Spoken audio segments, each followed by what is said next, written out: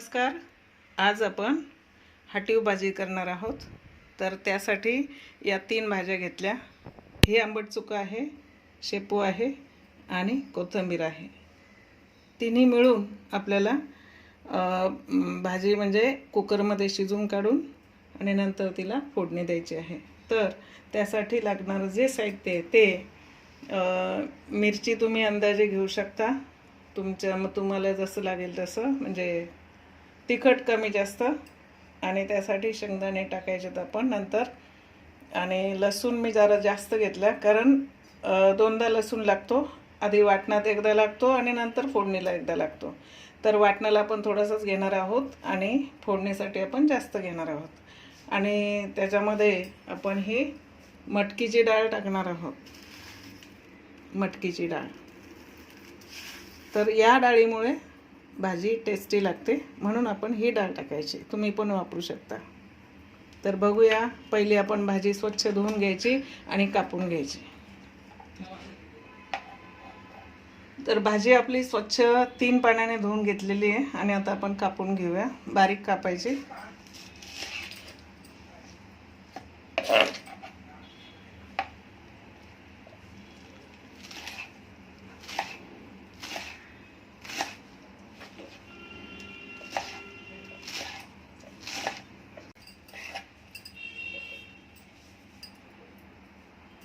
आणि ही जी डाळ आहे तर ही आपण भिजवून पण टाकू शकतो, म्हणजे 1 तास अर्धा तास आधी भिजवून. आणि डायरेक्ट पण टाकू शकतो, कारण बारीक आहे, पातळ आहे. त्यामुळे कुकरमध्ये ती लगेच शिजून निघते, म्हणून मी डायरेक्ट धुवून टाकते. आणि आता हिरवी मिरची ही बारीक करून घ्यायची.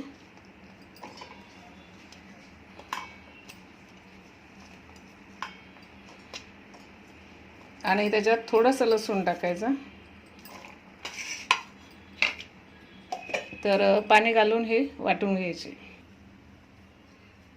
तर आता कुकरमध्ये आपण पहिली भाजी टाकायची. 3 भाज्या एकत्र कापून घेतलेल्या आहेत ह्या.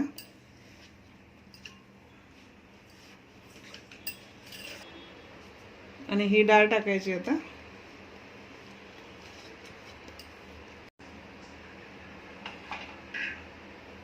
आणि ही चटणी टाकायची वाटलेली.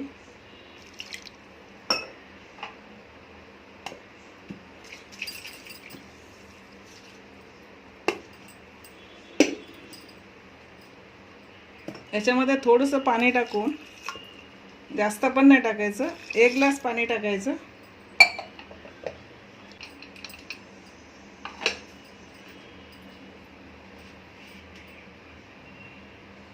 थोडंसं मीठ टाकायचं.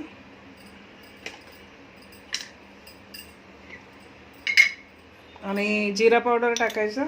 1 चमचा टाकूया, कारण जिरा पावडर जास्त टाकली तरी चवदारच लागते.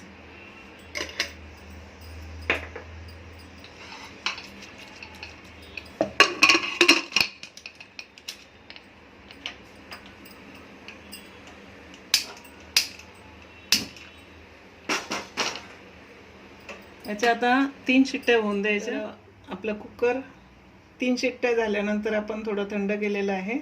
आणि बघू शकता भाजी आपली व्यवस्थित शिजलेली आहे. आता ती थोडीशी हटून घ्यायची.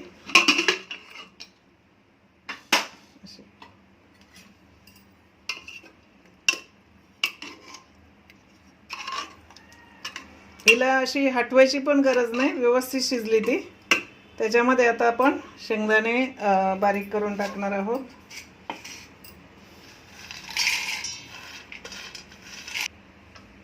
आता आपण शेंगदाणे ग्राइंड करून घेतलेले आहेत आणि ते याच्यात टाकायचे. जास्त बारीक नाही करायचे, मीडियम करायचे आणि मिक्स करायचे.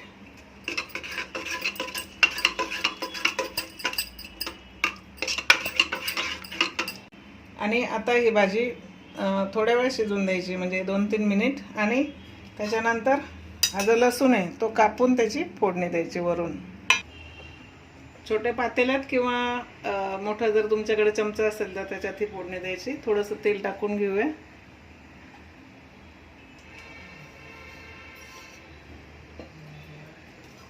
आणि आणि याच्यात आपण हा लसूण, गॅस बारीकच ठेवायचा.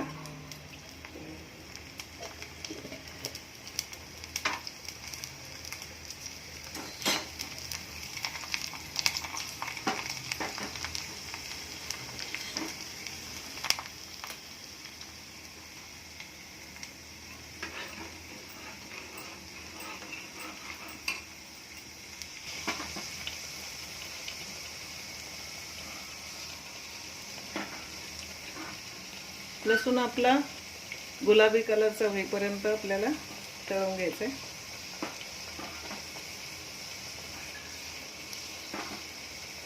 गॅस बंद करूया.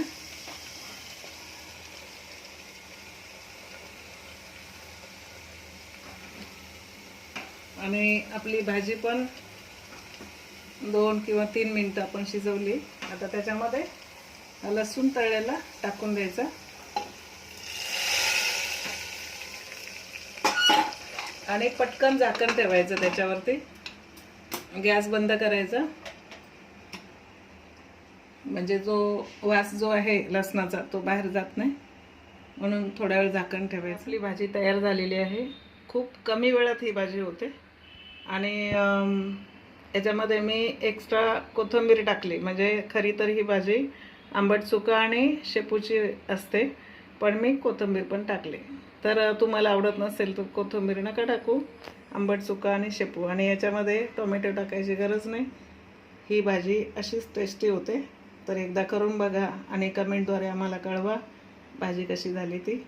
आणि आपल्या चॅनलला लाईक, शेअर, सबस्क्राईब जरूर करा. सर्वांचे खूप खूप धन्यवाद.